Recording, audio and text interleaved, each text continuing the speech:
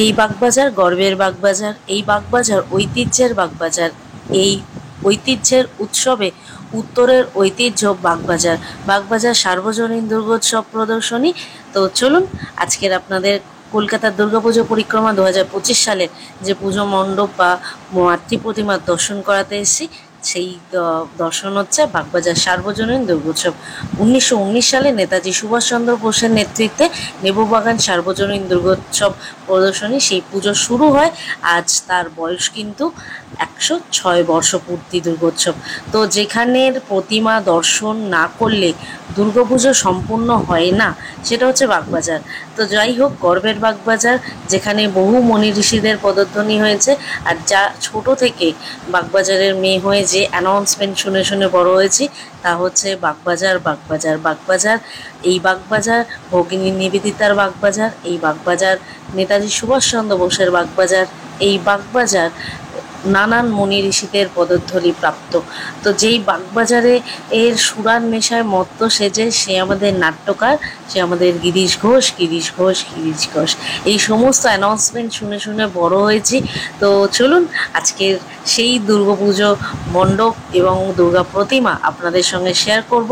তো যেখানে মাতৃদেবীর মূর্তি দর্শন না করলে দুর্গাপুজো সম্পূর্ণ হয় না দেখা, সেখানেই এসছে।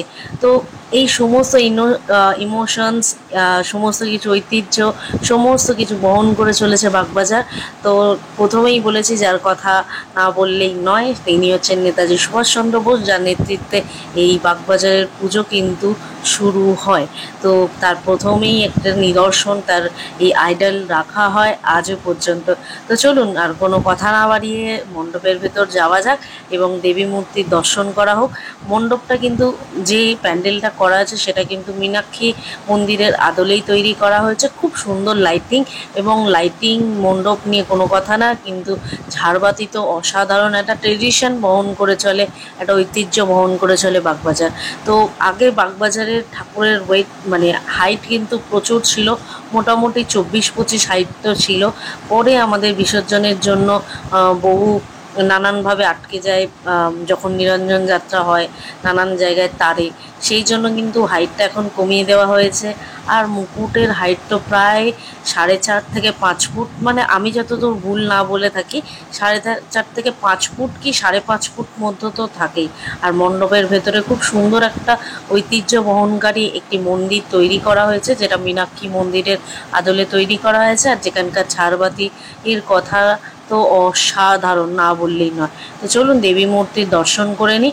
আর যারা আসতে পারছেন না, তাদের জন্য এই ভিডিও পৌঁছে যাবে আপনার কাছে, তাই অবশ্যই রিকোয়েস্ট করবো সবাইকে শেয়ার করবেন প্লিজ, আর ভালো লাগলে লাইক কমেন্ট করে দেবেন।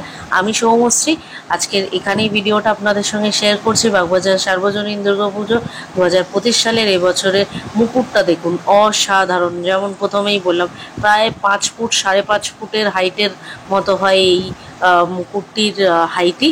আর এখন তো মায়ের হাইট আরও একটু কমে গেছে, প্রায় 22 ফুটের মতো হয়েছে।